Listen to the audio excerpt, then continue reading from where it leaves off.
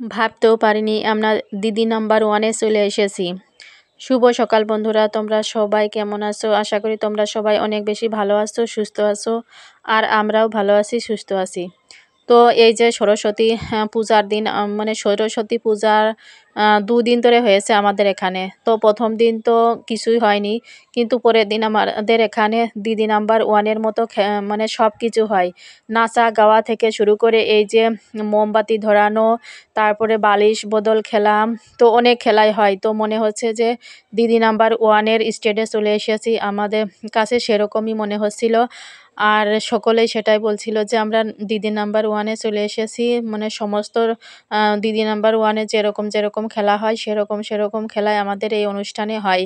তো দেখো এখানে মোমবাতি প্রতিযোগিতা চলছে, আর এই যে আমার বোন মোমবাতি প্রতিযোগিতায় অংশগ্রহণ করেছিল। তো সে মেসকাঠিটা জ্বালাতেই পারছে না কিছুতেই। তো তারপরে ফার্স্ট সেকেন্ড যে হবে তাকে পুরস্কার দেওয়া হবে, কিন্তু আমার বোন বা আমি হতে পারিনি। তো এই যে কয়েকটা জ্বালানোর পরেই তারপরে লিভে গিয়েছিল। তো আমাদের এখানে প্রত্যেক বছরই অনেক আনন্দ উৎসব সহকারে পূজা হয়। 3 দিন থাকে অনেক সময়, তো এই বছর 2 দিন ছিল। তো আমাদের এখানে অনেক আনন্দ হয়, নিজেদের কাছে অনেক বেশি ভালো লাগে। আর বাচ্চারাই যে নৃত্য করছে, আর এই নৃত্যর জন্যও পুরস্কার আছে।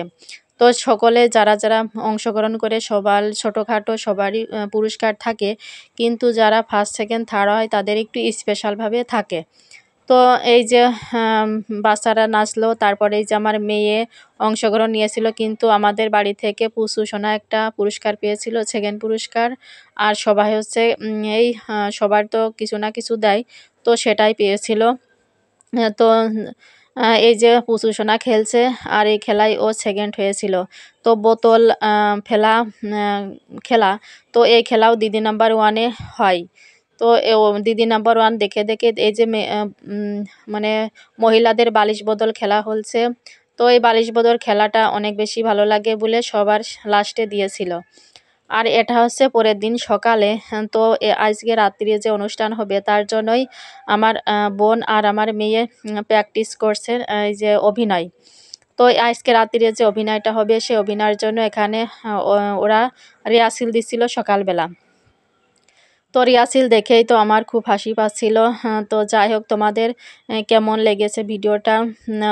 যদি ভিডিওর কোনো অংশে ভালো লেগে থাকে তাহলে একটা লাইক দেবে, আর চ্যানেলটা সাবস্ক্রাইব করে রাখবে, আর শেয়ার করে দেবে।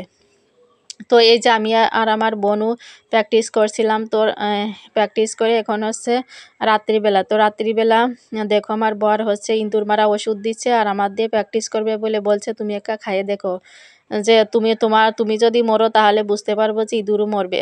তো দেখো কাণ্ডটা, যে ভালোবাসা না থাকলে যেমনটা হয়, বিয়ের অনেক বছর পর ভালোবাসা না থাকলে এমনটাই হয়। তো তারপরে এই যে বাচ্চারা তো স্কুলে যাবে, গত রাতে অনেক রাত পর্যন্ত জেগেছিল অনুষ্ঠানের জন্য, কিন্তু তারপরেও স্কুলে তো যেতেই হবে। তো টিফিন দিয়েছি, আর ওর বাবারও টিফিন দিয়েছি দোকানে, আর আমারটা রেখেছি থালে। আর এই যে একটু পায়েস রান্না করেছিলাম। তো আমরা এই যে নলেন গুড়ের বুট দিয়ে পায়েসটা রান্না করি, আর অনেক বেশি টেস্টি লাগে খেতে। তো ভিডিওটি কেমন লাগলে অবশ্যই শেয়ার করে দেবে, ভালো লাগলে লাইক দেবে।